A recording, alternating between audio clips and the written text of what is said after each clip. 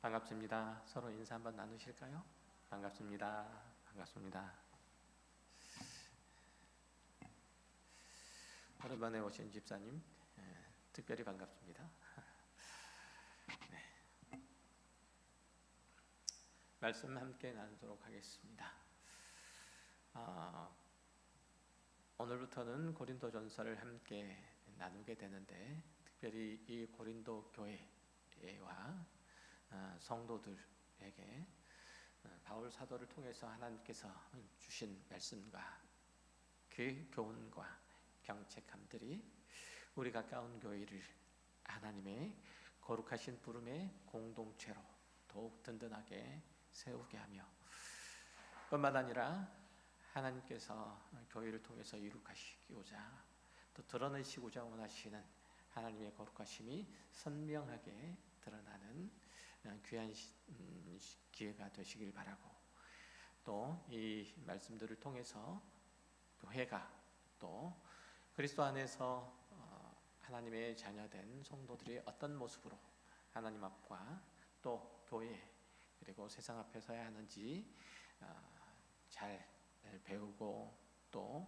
경청하며, 그로 말미암아 우리 안에서 하나님의 승리가 풍성하게 임하는 시기가 기회가 되었으면 좋겠습니다. 말씀 함께 나누겠는데요, 고린도 교회에 보낸 이 편지의 서문에서 사도 바울은 자신이 하나님의 뜻을 따라 그리스도의 예수의 사도로 부르심을 받았다라고 하는 것과, 고린도 교회 성도들이 그리스도 예수 안에서 거룩하여 주고 성도라 부르심을 입은 자들이라고 하는 것을 먼저 확인해 줍니다. 물론 다른 서신서에도 보면 그런 언급들이, 그런 지적들이 없는 것은 아니지만, 고린도 교회로부터 바울의 사도직이 가장 많이 공격을 받고 또 그가 사역을 감당하는데 많은 부분에서 어려움이 되었기 때문에 이 고백은 꽤나 무겁게 들립니다. 1장 11절 이하에 보면 고린도 교회는 서로 파당을 나누어서 대립하고 분쟁 중에 있었던 것을 알 수 있습니다. 한 교회에 속한 지체들이 어느 누구는 바울에 속했고, 또 다른 이들은 게바에게 속했고, 또 누구는 아볼로에게 속했다고 서로 구분하고 서로 벽을 쌓으니까 그 교회를 세운 사도 바울로서는 마음이 아프지 않을 수가 없었죠. 더구나 바울이 사도로서의 직분과 그 권위를 다른 누구로부터가 아니고 이 고린도 교회로부터 도전을 받으니까 보통 힘들고 어려운 게 아니었겠죠. 그런 와중에서 바울이 고린도 교회에게 신앙의 어떤 권면이나 책망이나 요청을 해야 되니까 굉장히 힘들었을 것으로 생각이 되죠. 바울이 사도일지도 모르겠다, 우리 지도자로서 능히 인정할 수 없다라는 그런 분위기가 고린도 교회에 형성되니까 얼마나 힘들었겠어요. 기독교 신앙은 상식이나 과학이나 철학이나 세상의 사조 이런 것 위에 서 있지 않고 각 개인의 믿음에 호소하고 그 반응을 얻어내야 되기 때문에 굉장히 힘들죠. 기독교 신앙은 우리에게 생명을 주시려고 몸소 십자가에 달리신 그리스도 예수의 의로우심과 거룩하심과 구원하심 위에 서 있는 거예요. 믿음이라고 하는 것이, 즉 다시 말하면 우리 모든 권위, 교회의 권위의 맨 위는 그리스도 예수이신 거예요. 그런데 이 그리스도 예수는 우리의 상식이나 우리의 철학이나 우리의 과학을 가지고 판단하고 평가하고 알 수 있는 게 아니라 하나님께서 우리들에게 허락하여 주신 바 우리의 믿음의 내용으로 인정하고 받아들이고 수용하고 고백하는 것이기 때문에, 믿음이 없는 자는, 그리스도에 대한 믿음이 없는 자는 우리 교회의 권위자이신 예수 그리스도를 인정할 수 없게 되는 것이고, 그러면 그들에게 있어서, 그가 교회 안에 있다고 할지라도 그들에게 있어서 권위자는 없는 거죠. 그렇죠? 오직 예수 그리스도에게만 우리의 권위가 있는데 이 예수 그리스도를 주라 고백하지 않는 이에게 그 권위는 당연히 없을 거 아닙니까? 그렇죠? 기독교 신앙은 우리 같은 죄인을 구원하시려고 그 아들을 이 세상에 보내신 창조주 하나님께 속한 거예요. 하나님이 천한 만물의 주인이시라는 그 사실에 근거하지 않고서는 거기에 따른 권위를 인정함이 없이는 우리의 믿음 또한 헛것이고 교회 또한 존립할 수가 없어요. 우리는 하나님께서 계시며 또한 그분이 유일하신 신이시며 그분이 이 세상 모든 만물을, 온 우주 만물을 지으신 주권자이신 것을 믿는 거예요. 우리의 최종 권위자가 하나님께 있는 것은, 하나님이신 것은 그렇게 하나님이 우리에게 어떤 분이신지를 믿는 그 고백 위에 존재하는 거예요. 그 권위는 굉장히 중요한 얘기예요. 바울이 고린도 교회 성도들을 권면하고 책망하는 자격 혹은 권위 역시 자기 죄나 당시 교회들의 여론에 의해서 확보되고 형성된 게 아니기 때문에 사도 바울은 고린도전서 서두에서 하나님의 뜻을 따라 라고 얘기를 한 거예요. 예수 그리스도 예수의 사도로 부르심을 받은 이라는 표현을 계속해서 사용하는 거야. 그렇게 함으로써 자신의 사도직의 출처 이걸 분명하게 하고 자신이 사도로서의 그 사역의 당위성을 거기서 부여를 받는 거죠. 다시 말하면 고린도 교회가 그리스도의 권위에 순복하지 않으면 바울의 권위도 아무것도 없는 거죠. 고린도전서의 내용을 살펴보면 이 교회에는 여러 가지 문제가 있었어요. 성도들의 신앙이 미약하고 그리고 미숙했고 서로 파당을 나누고 싸웠고 기독신앙과 우상숭배 행위를 겸하여 했어요. 또 성도들은 부도덕하고 부패한 행실을 일삼았고 심지어 음란하고 근친상간까지 하는 일들이 고린도 교회 성도들 안에 있었던 거예요. 게다가 고린도 교회에는 많은 은사와 능력을 가지고 있는 성도들이 꽤나 있었음에도 불구하고 그들의 신앙이 볼썽사나웠다는 사실이에요. 그러니까 은사가 많으면 신앙도 좋을 것 같지만 그렇지 않다는 거죠. 사도 바울은 이러한 고린도 교회 문제들과 그 외에 그가 개인적으로 문제 제기를 받거나 공격받은 문제에 대해서 고린도서는 답변하기 위해서 이 고린도서를 쓴 거예요. 그러니까 사도 바울은 이 고린도 교회에게 앞으로 모든 권면, 호소, 위로, 책망, 요청 이런 것들을 다 하게 될 건데 그 모든 내용들의 최종 권위자를 누구로? 하나님과 그가 보내신 그리스도 예수 위에 그 권위를 두고 있는 거예요. 여러분에게 있는 교회를 향한, 교회에 대한 권위가 누구에게 있는지 한번 살펴보시기 바랍니다. 여러분이 예수 그리스도의 최종 권위를 두고 있지 않으면 여기 교회 안에서는 누구도 말을 들을 사람이 없어요. 왜냐하면 목사도 예수 그리스도의 권위 아래에 있는 자고 그 권위를 힘입어서 권면하고 가르치는 자이기 때문에 그렇죠? 그렇기 때문에 목사가 예수 그리스도의 권위에 의지해서 권면하고 가르치고 경책하는데 그걸 못 듣겠다라고 하는 것은 결국은 무엇에? 그리스도의 권위에 순복하지 않는 것과 다름이 없다는 얘기죠. 자, 이러한 산적한 문제들을 바울이 자신의 지식이나 경험이나 지혜를 사용해서 풀어내려고 사도로서의 그 직분을 받은 게 아니라 하나님의 뜻을 따라서 그리스도 예수를 아는 지식으로 특별히 그분의 존재와 성품과 일하심의 방법을 따라서 고린도 교회에 닥친 문제를 풀어야 했기 때문에 바울에게 있어서 자신의 사도직 권위 확보가 굉장히 중요했던 거예요. 이건 교회에서 일어난 모든 분쟁과 다툼과 부도덕한 일을 다루고 처리하는 근거이고 방식인 거예요. 그래서 우리는 바울이 자신의 사도직에 대해서 변호하는 것을 특별히 주의 깊게 살펴보아야 돼요. 교회가 어떤 성도의 부도덕한 행위에 대해서 권징을 하잖아요. 그 권징의 권위는 어디서부터 나온다고요? 그리스도 예수께로부터 나오죠. 그런데 내가 그리스도 예수의 교회의 그 권징을 받을 수 없어 라고 판단을 한다면 누구의 권위에? 그리스도의 권위에 대항하는 것이 되는 거예요. 그만큼 교회의 최종 권위는 누구에게 있다? 그리스도 예수께 있다라는 것, 그걸 잊으시면 안 돼요.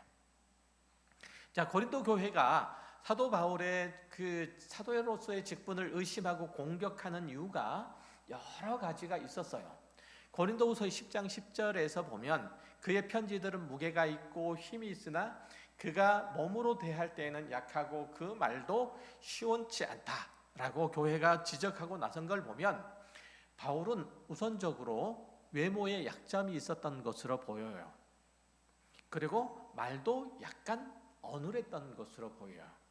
당시 바울과 함께 선교 사역을 감당을 했던 동역자 아볼로, 그는 상당한 웅변가였어요.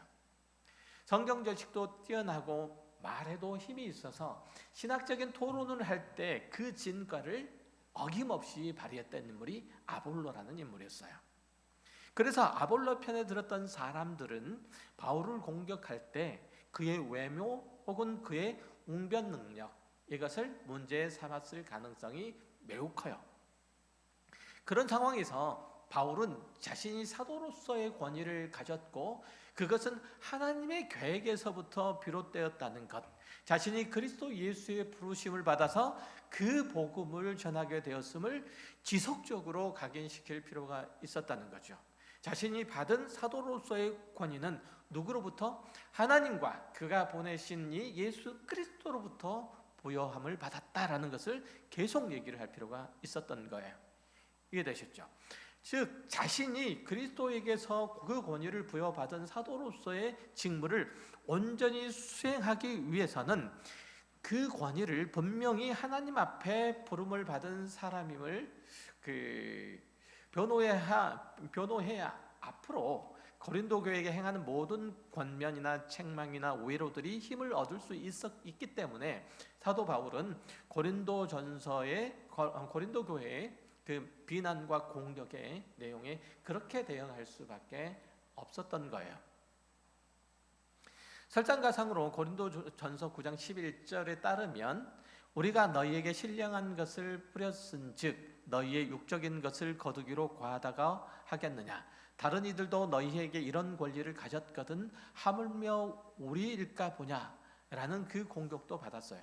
무슨 뜻이냐면 사도 바울이 복음 사역을 쭉 해나가는 과정 속에서 이것저것 다니면서 그 복음 사역을 진행하는데 그 일들로 사람의 등을 쳐먹는다, 그 일들로 자기 호구지책으로 삼는다라는 그런 비난도 받았던 거예요.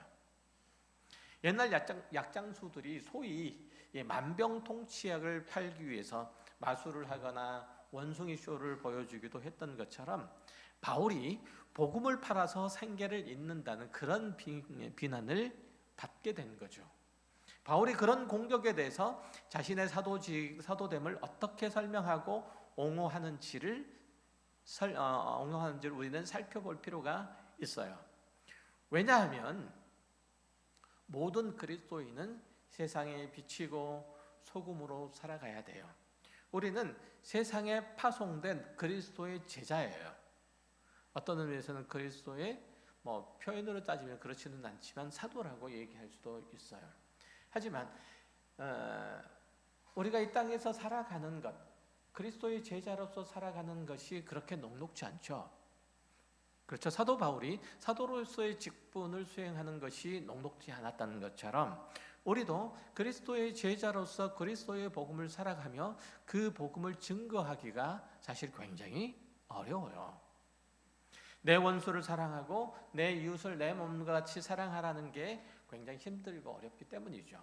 한 성도가 어눌이라고 하는 이 현실을 살아가면서 세상으로부터 올바른 당연한 대접을 받지 못하고 홀대와 조롱과 도전을 받는 일들이 굉장히 많기 때문에 그런 거죠. 그러니까 바울이 당한 것과 같은 아픔과 수모와 어려움, 억울함, 그리스도인도 충분히 당할 수 있어요. 그러한 상황에서 감수하고 견뎌내고 자신의 신앙을 굳건하게 지켜내는 그 힌트를 바울에게서 찾을 수 있기 때문에 고린도 교회를 대하는 바울의 태도와 마음과 그가 발언한 내용들을 우리는 잘 살펴볼 수 있어야 돼요. 자, 고린도 교회의 의심과 비난과 조롱에 대해서 바울은 뭐라고 말씀했다고 오늘 본문에서 하나님의 뜻을 따라 그리스도 예수의 사도로 부르심을 받았다라는 그 사실 안에서 그 모든 것을 감수하고 이겨냈어요. 그가 무엇을 견뎌내는 것, 이겨낸 것은 그가 가지고 있는 재능도 아니고 그가 가지고 있는 권력도 아니고 그가 가지고 있는 소유도 아니고 그가 가지고 있는 외모도 아니고 하나님의 뜻을 따라서 그리스도 예수의 사도로 부름을 받았다는 사실, 이거예요. 그의 사도직을 변호하는 근거이자 이해하는 핵심은 주님께서 나를 부르셨다는 사실이에요. 여러분이 이 세상의 모든 환난과 모든 역경과 모든 도전으로부터 여러분의 자리를 지켜내는 것, 그건 뭐죠?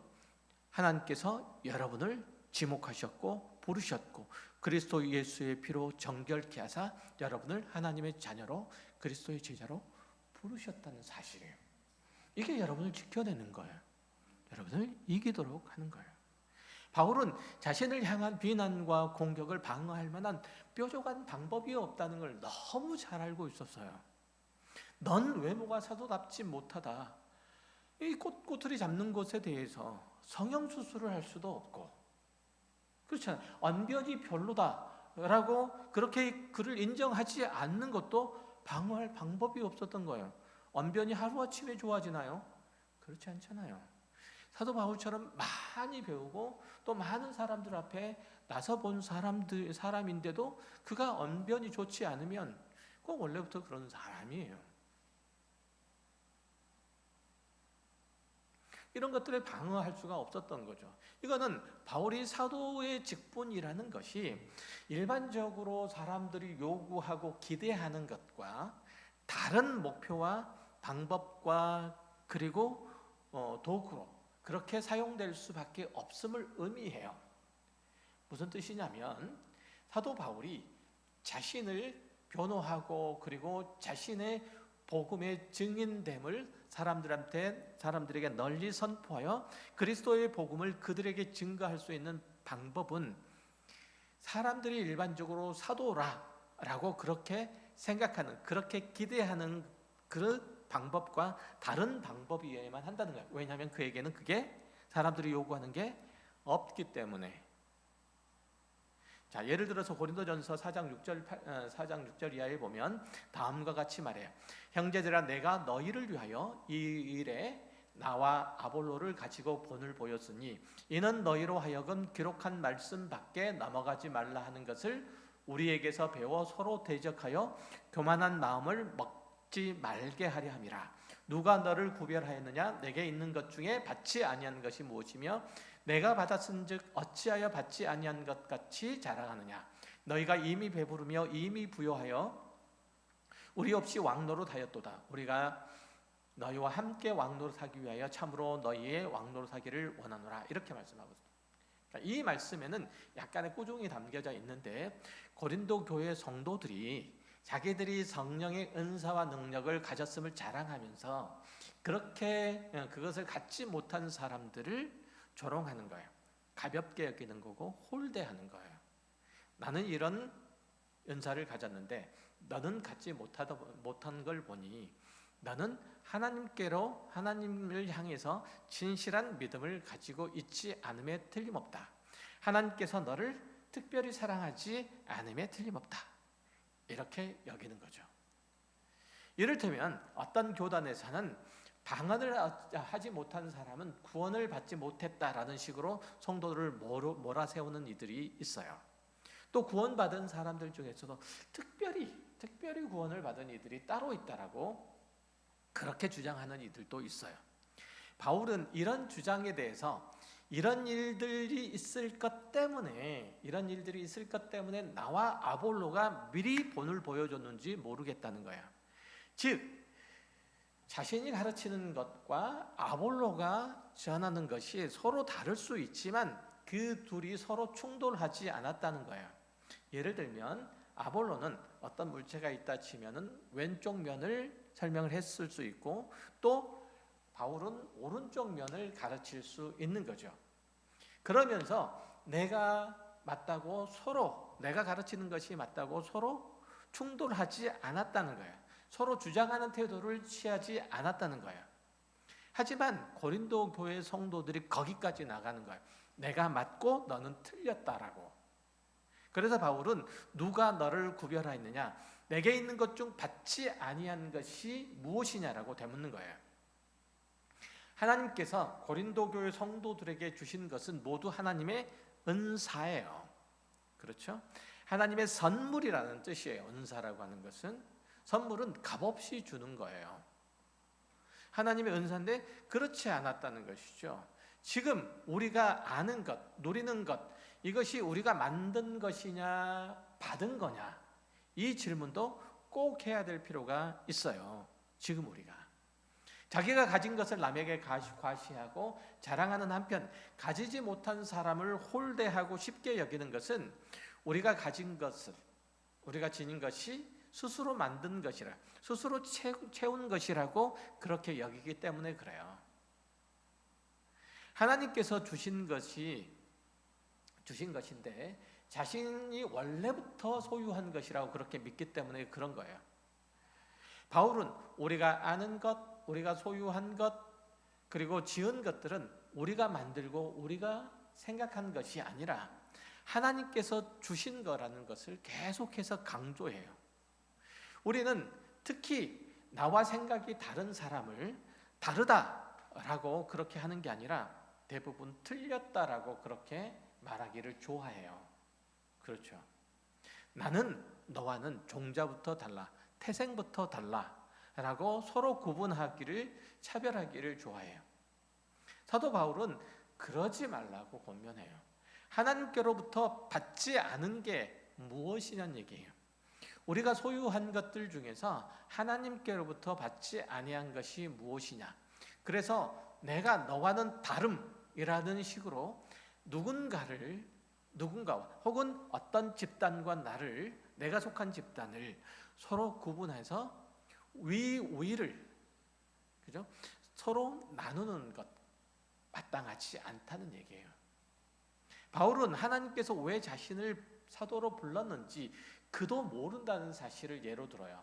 그것에 대해서 불만을 갖는 것도, 회피하는 것도, 거절하는 것도 그것은 올바른 태도가 아니라는 거죠. 우리가 그리스도인으로서 각자의 현실을 살아가는 것도 마찬가지예요. 이건 굉장히 중요한 우리의 이해예요.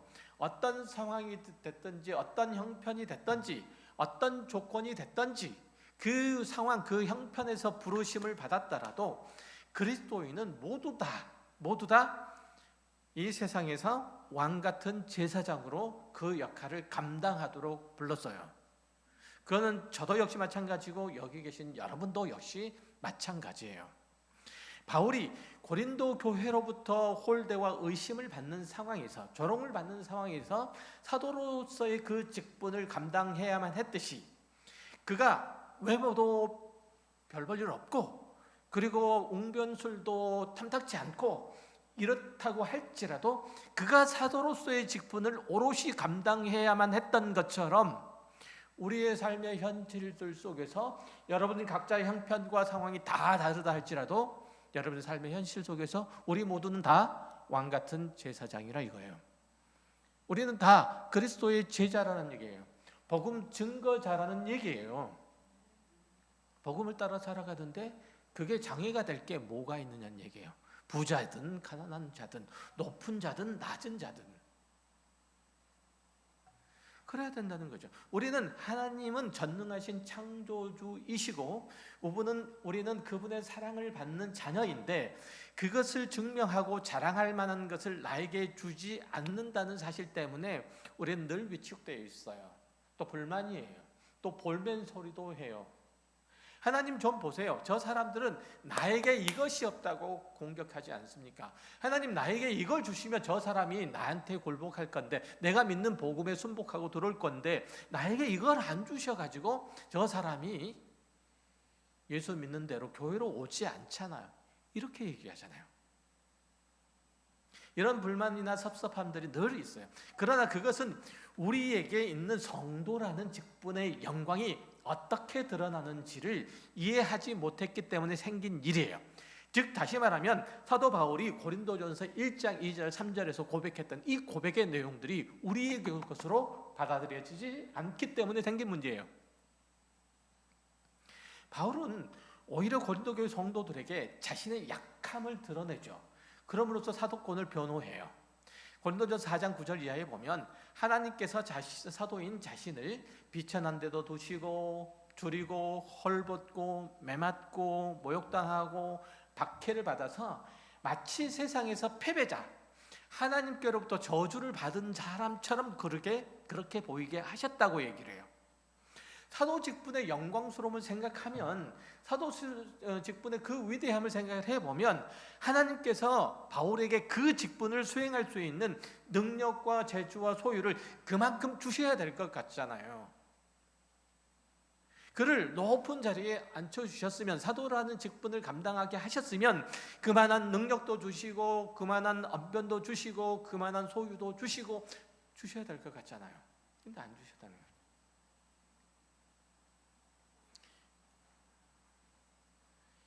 이게 우리가 생각하고 있는 우리라는 존재, 하나님의 자녀로서 세상 앞에 서는 나라는 존재를 이해하는 데 있어서 굉장히 중요한 얘기예요.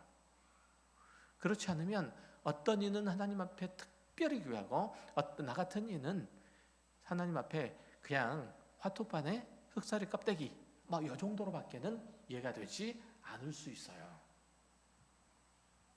자 보세요. 예를 들면 어떤 사람이 대통령직을 수행하려면 그만한 능력과 식견과 리더십을 갖춰야 되잖아요. 대통령이 새로 뽑혔는데 어쨌든 그 직을 감당하는 사람들도 그 직을 맡기는 사람들도 그만한 권한과 대접을 해줘야 되잖아요. 그래야 대통령이 되는 거죠. 그리고 대통령직을 수행할 수 있어요. 고린도 교회 성도들도 그런 이해와 그런 판단으로 바울을 공경한 거예요. 그가 그리스도의 사도라면 당연히 이런 능력과 외모와 소유를 갖춰야 되지 않겠느냐. 하나님의 사도라며, 하나님의 전령이라며. 그러면 그것을 향할 만한 어떤 능력이 있어야 되지 않겠냐? 그만한 준수한 외모 정도는 갖추고 있어야 되지 않겠느냐는 거예요. 그런데 안 줬다는 거죠. 그런데 바울의 몸은 왜소했고 또 그의 말은 시원치 않으니 어떻게 이런 사람이 사도일 수 있겠느냐, 하나님의 사도일 수 있겠느냐, 전능하신 하나님의, 이렇게 생각을 하는 거예요. 이렇게 공격을 하는 거예요. 그러나 바울은 이에 대해서 할 말이 없어서 뭐라고 반응했다? 나도 잘 모르겠는데, 이렇게 반응했다고요. 하나님께서 일하시는 방식은 우리의 생각과 분명히 달라요. 그 대표적인 예가 예수 그리스도의 십자가잖아요. 제가 여러 번 예를 들었지만 사람들은 예수님이 정말 하나님의 아들이라면 왜 죽었느냐? 네가 하나님의 아들이면 십자가에서 내려와봐 라고 공격하잖아요. 그런 능력 정도는 있어야 되지 않겠느냐고 공격을 하지만 그들은 죄가 뭔지 모르기 때문에 십자가의 죽음을 실패로밖에 볼 수가 없는 거예요. 우리 같은 존재와 인생에게 하나님께서 그 생명과 능력과 영광스러움을 드러내시는 방법은 마치 한 알의 밀알이 땅에 떨어져서 죽어야 많은 열매를 맺는 것 같이 나에게 그 임무를, 나에게 그리스도의 제자로서의 한 명의 거룩한 성도로서의 그 직무를 수행하게 하는 방법이 그런 방법이라면 우리는 그 일들을 감당해야 되는 거예요. 마땅히. 그런데 우리는 그렇게 생각 안 해요. 그렇게 생각 안 하다 보니까 우리는 하나님의 일하심을 굉장히 의심하죠. 심지어는 하나님의 존재까지 우리는 의심해요. 하나님이 계시다면 나에게 이 정도는 해줘야 되는 것 아니야? 라고 생각하잖아요. 그러니까 하나님의 일하심의 거침이 될 뿐이죠. 사도 바울이 자신의 사도직을 위했던 것처럼 우리도 그런 마음으로 각자의 자리매김해야 되고 감당해야 돼요. 내 약한 것이 강해지고 부족한 것이 채워지고 보잘것없는 것들이 보란듯하게 멋있어져야만 하나님께 쓰임을 받을 수 있다고 그렇게 버텨서는 안 된다는 뜻이에요. 그래야 하나님의 백성, 하나님의 자녀 노릇 할 수 있다고 그렇게 악서서는 안 된다는 뜻이에요. 바울은 자신의 약한 것이 먼저 해결돼야 한다고 그렇게 우기지 않고 바로 그것들이야말로 그가 하는 일이 세상 사람들의 일들과 다른 일이라는 확실한 증거라고 말해요. 우리의 싸움은 혈과 육을 상대하는 것이 아니라 어둠의 세상 권세자와 악한 영들을 상대하는 것이기 때문에 하나님께서는 오히려 우리를 약하게 하셔서 하나님 당신을 의지하고 그 힘으로 이기게 하신다고 그렇게 얘기해요. 그래서 고린도후서 10장 1절 이하에서 사도 바울은 그의 권위를 뭐로 나타내냐면 육체적인 방식으로 나타내는 게 아니에요. 그리스도의 온유함과 겸손함을 따라서 나타낸 것이라고 그가 한 모든 행위에 대해서 그렇게 얘기를 해요. 고린도 교회가 사도 바울에 대해서 공격하는 것들에 대해서 왜 우리한테 직접 보일 때는 그렇게 온유하고 그렇게 부드럽더니 밖에 나가서 우리에게 편지를 쓸 때는 왜 그런 식으로 쓰느냐 뭐 이렇게 공격을 해요. 그의 사도 사역 또한 사람들을 그리스도께로 이끄는 데 초점이 맞춰져 있을 뿐 그의 혈기를 드러내거나 아니면 그의 능력을 자랑하거나 그의 위치를 사람들에게 과시할 모양으로 그는 어떤 일도 행하지 않았다는 거예요. 마찬가지로 우리도 육체로 있으나 육체대로 싸우는 자가 아니에요. 우리는 이 세상 나라에서 세상 사람들과 싸우는 게 아니고 악한 영과 상도에 싸우는 거예요. 세상 사람들과 싸울 요량이었으면 하나님께서 우리의 육체를 강하게 하셨겠죠. 사도 바울이 그렇게 하신 것처럼 육체를 강하게 하셨겠죠. 우리의 외모를 멋있게 했겠죠. 그렇잖아요.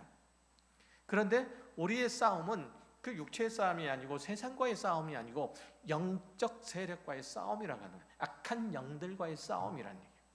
모든 이름을 파하며 하나님을 아는 것을 대적하여 높아진 것을 다 파하고 모든 생각을 사로잡아 그리스도께 복종하게 하기 위해서 우리가 하나님의 사신이 되었고 하나님의 증인이 되었다라고 사도 바울이 그렇게 고백하잖아요. 우리에게 있는 하나님을 향해서 하나님을 대적해서 높아진 모든 것들, 그것을 성경은 뭐라고 얘기하냐면 죄의 본성이라고 얘기를 해요. 인간의 죄성은 하나님 앞에서 무릎을 꿇지 않고 하나님 앞에서도 자존심을 내세우고 싶은 거예요. 이게 인간의 죄성이에요. 사탄이 아담과 그의 아내를 유혹한 것도 하나님께서 선악을 알게 하는 나무를 너희에게 먹지 말라고 한 것은 그걸 먹으면 너희가 하나님이 같아질 것이기 때문에 하나님께서 못 먹게 한 거다 라고 그렇게 유혹했던 게 주요했던 거잖아요. 아담과 그의 아내는 하나님과 같은 죄를 가지려고 그 나무의 실과를 따먹은 거예요. 하나님 앞에 무릎 꿇지 않으려고 그 실과를 따먹었다는 뜻이에요. 모든 죄의 뿌리, 죄된 생각의 종착점은 언제나 자기가 신이 되려고 하는 자리에 있어요. 내 마음대로 하고 싶다는 거죠. 하나님의 일꾼이 영적인 싸움을 할 때는 그래서 그가 하나님 앞에 무릎 꿇고 있음을 보여주는 것으로만 그 직분의 힘이 발휘돼요. 즉 다시 말해서 목사가 하나님의 일꾼으로서 내가 하나님 편에 있는 것임을 드러낼 수 있는 유일한 방법은 뭐예요? 하나님 앞에 무릎 꿇는 것밖에 없다. 하나님의 권위 아래 엎드리는 수밖에 없다는 거예요. 내가 얼마나 강하고 내가 얼마나 능력이 있는지 나타나는 순간 그리스도가 존귀 여겨지는 것은 없어요. 여러분도 마찬가지예요. 제가 여러분 앞에서 얼마나 능력이 있고 힘이 있는 존재인지, 얼마나 많이 배우고 지적으로도 탁월한 존재인지를 드러내기 시작하면 여러분들은 이 예배를 함께 드리면서 또 설교를 함께 들으면서 나중에 뭐만 남냐면 메시지는 없고 메신저만 남아요. 저만 남을 거예요. 내가 전하는 말은 없고 저만 남을 거. 와, 목사님 훌륭하지 않냐? 이것만 남을 거예요. 신앙이 좋다고 하는 사람들이 예를 들어서 기도를 많이 하거나 성경을 많이 읽거나 은사를 많이 가지고 있는 사람들이 다른 이들에게 권면을 할 때 그 권면이 아무리 훌륭해도 그 말이나 태도가 듣는 이에게 불편하면 그 듣는 이가 제대로 듣지를 못하잖아요. 틀린 권면은 아니에요. 그런데 그 사람이 고압적이에요. 권위적이에요. 은근히 나를 무시하고 깔보는 것 같아요. 내 앞에서 교만한 것 같아요. 그러면 여러분 마음이 다치는 경험들 많이 하셨을 거예요. 마음이 다치잖아요. 목사나 사모에게 혹은 기도 많이 하신다는 권사님에게 사실 제 아들이 가출해서 벌써 몇 개월째인데요. 어떻게 하면 좋겠습니까? 라고 물었더니 권사님, 집사님, 집사님이 기도 생활 안 할 때부터 내가 어쩐지 불안하더라고. 이제부터라도 정신 차리고 좀 새벽 기도를 좀 회복을 해 라고 말을 하면 말은 맞는 말이지만 기분 나쁘잖아요. 불쾌하잖아요. 거기에는 삶의 고민과 좌절을 이겨낸 사람의 높아진 자존심, 그 권사님은 그걸 이겨냈을 거 아니에요. 그거는 있을지언정 주님의 위로와 주님의 격려가 개입할 곳은 아무것도 없어요. 이게 메신저만 남는 거예요. 그래서 하나님께서는 그 정도를 형통하고 승리하고 높아진 곳으로 사람들 앞에 세우지 않는 거예요. 뭐가 남으라고? 메신저가 아니라 메시지가 남으라고. 사도 바울이 고린도 교회 앞에 그렇게 연약하고 볼품없는 모습으로 섰던 것은 그거예요. 그렇게 해서 자신의 약해지는 것으로 하나님의 보요함이 강함이 드러나기 때문에 그래요. 여러분, 그렇게 여러분을 하나님께서 쓰신다면 아멘 하시겠습니까? 아멘 하시겠습니까? 말로는 아멘 하시죠? 삶으로, 실인정으로 아멘하고 고백을 그렇게 하셔야 됩니다. 그래야 복된 하나님의 자녀입니다. 여러분 앞에 승리가 늘 임할 겁니다. 하나님의 종들의 자랑과 영광은 항상 그래서 그가 주님 앞에 엎드린 경험으로 나타나요. 지금까지 혼자 모든 것들을 다 해결하려고 했던 그 교만에서 벗어나서 주님을 의지하고 맡길 때 평안과 승리를 얻게 되죠. 성도로서 우리의 존재와 역할도 다 마찬가지예요. 우리의 성도로서의 본분과 역할 역시 하나님의 성품과 능력과 영광을 나타내는 건데 그게 내가 소유가 많아지고 높아지고 힘이 세지면 그게 나타나겠어요? 하나님의 온유한 마음이, 하나님의 사랑의 풍성함이 나를 통해서 나타나겠어요? 내가 세졌어요, 사람들 앞에서. 그러면 뭐가 남는다고요? 메시지가 아니라 메신저가 남는다고요. 메신저를 부각시키기로 원하지, 나를 부각시키기로 원하지, 너 봐라, 그렇게 하면 나처럼 돼, 이렇게 얘기를 하지. 나 같은 자를 하나님께서 어떻게 쓰셨는지, 그 하나님은 어떻게 얼마나 위대하고 강하신 분이신지, 얼마나 그 사랑과 은혜가 풍성하신 분인지 그걸 설명할 수가 없게 되는 거예요. 그래서 내가 나를 낮추심으로 나를 통해서 하나님의 위로가, 하나님의 긍휼이, 하나님께서 보듬어 주심이 그렇게 나타나도록 하시기 위해서 나를 약하게 하시는 거예요. 우리의 신앙과 삶에서 가장 중요하게 그래서 여길 게 뭐냐면 하나님께서 우리를 사용하시도록 자신을 드리는 거예요. 돈, 건강, 지식 이런 것을 얻는 것보다 하나님 나라와 그의 의를 구하는 것, 하나님의 성품을 구하는 거예요. 하나님의 모든 자비하심, 이것을 내 삶에 담아낼 수 있도록, 내 인격에 담아낼 수 있도록 구하는 거예요. 우리의 삶과 존재를 통해서 어떻게 주님께 영광을 돌려야 할지 고민을 한다면 내가 계속 주님의 말씀으로 계속 낮아지고 겸손해져야 돼요. 그리고 그 일이 정해졌으면 그렇게 자기를 부인하고 자기 십자가를 지는 태도로 그렇게 해야만 돼요. 그게 어려운 거예요. 그게 십자가를 지는 거예요. 나를 낮추고 복종시키는 게, 그게 뭐처럼 십자가를 지는 것처럼 어려운 거예요. 다른 게 어려운 게 아니라. 그게 나를 십자가에 못 박는 일이에요. 여러분이 누군가를 권면하고 위로하고 돕는다면 정말로 주님의 마음으로 해야 된다는 뜻이에요. 다함이 없는 그리스도의 은혜와 사랑이 넘치도록 해야 되는데, 그래서 내가 어쩔 때 아무것도 없을 때, 사도 바울처럼 약할 때 그렇게 할 수 있는 거예요. 항상 그래요.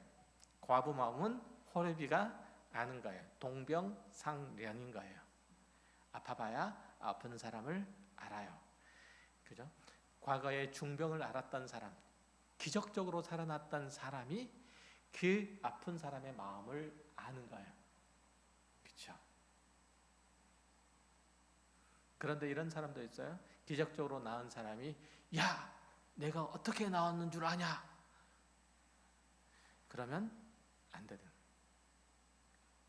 근데 내가 가서 정말 연약한 자의 모습으로 서서 과거의 자신, 그 사람에게서 과거의 자신의 모습을 찾아내고, 그때 내가 듣고 싶었던 얘기들을 들려주고, 그때 얻고 싶었던 것들을 주는 것, 이게 그리스도의 복음을 든 자의 태도와 자세요, 신앙의 고백의 내용으로서 자신의 삶이에요. 이 단순한 진리를 실천하는 사람이 적기 때문에 오늘날 한국 교회의 숫자가 1000만 명에 이를지라도 세상은 여전히 어둡잖아요. 정치하느라 하는 사람들 중에 기독교인들의 숫자가 적지 않음에도 나라가 이토록 시끄러운 것은 그들이 이해 득실을 따라서 신앙을 이용할 뿐 십자가를 지는 태도로 자기 직무를 성실하게 수행하지 않기 때문에 그래요. 한국 교회가 정치 권력의 시녀가 되어서 여기저기 기웃거리는 이 현실의 아픔을 느껴요. 그리고 목사로서 동감해요. 또 그 책임은 우리 모두, 우리 가까운 교회 모든 성도들에게 있기도 하고, 그리고 또 한국교회에 나아가서 한국교회 모든 성도들에게 있기도 해요. 다시 한번 말씀드려요. 대한민국의 평화와 번영과 통합, 그것은 대통령이나 국회의원에 달린 게 아니에요. 미안하지만 그건 우리에게 달려 있어요. 대한민국을 통합하느냐 못하느냐는 우리 그리스도인에게 달려있는 거지 대통령에게, 국회의원에게 달리는 얘기가 아니에요. 그냥 듣기 좋으라고 사탕발림하는 소리예요. 아무리 한번 해보세요. 통합되는지 안 되는지. 안 돼요. 그리스도의 사랑으로, 그리스도의 은혜로, 그리스도의 자비로, 하나님의 긍휼하심으로 품어야 그들이 마음이 얼어붙은 것이, 단단해진 것이 풀리는 거예요. 그리스도의 사랑으로만 할 수 있어요. 그는 내가 십자가를 지는 태도로만 할 수 있어요. 어떤 상황에서 교회가 빛과 소금으로 세상 앞에 서야, 성도가 왕같은 제사장으로 이웃들 사이에 있어야 비로소 이 땅은 하나님의 평화와 하나님께서 허락하신 번영이 있을 거예요. 고린도전서 2장 1절을 보면 사도 바울이 어떻게 사역했는지 알 수 있어요. 그는 하나님의 증거를 할 때 말과 지혜의 아름다움으로 하지 않았다고 얘기해요. 오직 그리스도 예수의 십자가에 못 박히심 외에 아무것도 알기로, 그리고 나타내지도 않기로 작정했다고 그렇게 고백하잖아요. 그는 교회를 향해서 약하고 두려운 마음으로 성도를 향한 간절한 마음으로 떨면서 복음을 전했다고 얘기를 해요. 그의 말과 전도는 지혜의 권하는 말이 아닌 성령의 나타남의 능력으로 했다고 그렇게 말하죠. 교회들과 성도들이 사람의 지혜가 아닌 하나님의 능력으로 믿음을 갖게 하기 위해서 사도 바울은 기꺼이 그랬던 거예요. 그럴 때 교회는 사람 앞에 모이지 않고 그리스도 예수 앞에 모이게 되는 거예요. 바울은 당연히 부족하고 연약했어요. 그가 복음을 전하면서 겪은 여러 가지 어려운 것들 때문에 간절한 마음으로, 더 절박한 마음으로 사람들 앞에 섰어요. 그래야 그의 열매가 영적인 열매가 되고 그에게서 나온 능력이 자기 것이 아닌 하나님의 역사임을 알 수 있었기 때문이에요. 바울은 자신의 말과 지혜가 아닌 오직 주님께서 나타나시기 간절히 바랐어요. 회심하기 전에 바울은 가말리엘의 문화에서 큰 학자였지만 다메섹 도상에서 자신이 약하고 미련함을 발견하고서야 비로소 자신이 얼마나 약한지, 얼마나 미련한지를 발견하고서야 비로소 자신이 가지고 있던 지혜나 철학이나 사상 이런 것들을 다 배설물처럼 여기고 오직 주님 앞에 엎드렸던 거예요. 여러분들이 약하고 연약한 것들을, 모자란 것들을 발견하지 못하면 절대로 하나님 앞에 머리 숙여 기도할 수 없어요. 주님께서 명령하시면 언제나 기쁨과 즐거움으로 순종하고 오직 주님께서 드러나시기를 기뻐하는 존재가 되는 것, 그것은 바울이 가지고 있는 그 신앙의 고백과 믿음의 내용 안에서만 가능해요. 그러나 우리는 가능한 한 다른 사람에게 아신소리 안 하고 싶죠. 그리고 하나님께 하소연 안 하고 싶어요. 자기 힘으로 평생 살았으면 좋겠다는 생각이 들어요. 하지만 신실한 성도는 하나님의 도움 없이는 한순간도 견딜 수 없는 존재인 것을 깨닫고 하나님과 함께하는, 주님과 함께하는 만족과 기쁨을 나누고 싶어하는 그 간절함, 이런 것들이 있어야 돼요. 이것이 오늘날 성도들의 근본적인 신앙의 문제이고 신앙의 가장 부족한 점이기도 해요. 이 문제를 놓고 우리가 고민해야 될 필요가 있어요.